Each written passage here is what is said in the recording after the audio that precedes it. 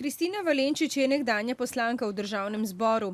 Po izobrazbi je diplomirana univerzitetna informatičarka. Pri županski kandidaturi jo podpira Bistra lista, neodvisna lista Kristine Valenčič. Dovolj je izključevanj, prepirov, stopicanja na mestu. 5. oktobra imamo priložnost, da to spremenimo. Sodelovanje, spoštovanje, povezovanje, odprt pogovor in prijazna beseda so in bodo ostali vodilo mojega dela. Zaupajte mi in obkrožite številko 4. Vaš glas je glas za prijaznejši jutri. Marka Milharčiča za župana Ilirske Bistrice podpira stranka SLS. Po izobrazbi je strojni tehnik, zaposlen v zasebnem podjetju, ker dela kot vodja proizvodnje. Verjamem, da smo skupaj sposobni narediti iz Ilirske Bistrice lepo zgodbo. Verjamem, da smo sposobni biti nosilci razvoja v regiji, tako glede notranjosti Slovenije kot obale in slovenske obale. Zato tudi verjamem, da bodo volivke in volivci imeli moč, da bodo glasovali zame kot kandidata za župana in našo stranko volili v občinski svet. Barbara Kogovšek, kandidatka za županjo Ilirske Bistrice, je v občinskem svetu sedela že 2 mandata. Po izobrazbi je diplomantka marketinga. V županski tekmi jo podpira samostojna lista Ilirska Bistrica Kogovšek Hrvatin. S strpnim dialogom zmorem drugačen pristop glede vodenja in celovitega razvoja občine Ilirska Bistrica.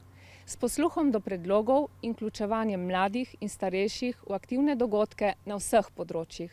Stopimo skupaj do uspeha in obkrožimo številko 1. Emil Rojc je trenutno prvi mož občine, za ponovni mandat kandidira na listi Socialnih demokratov. Po izobrazbi je inženir elektrotehnike. Ocenjuje, da je ostalo še nekaj projektov, ki jih je potrebno dokončati.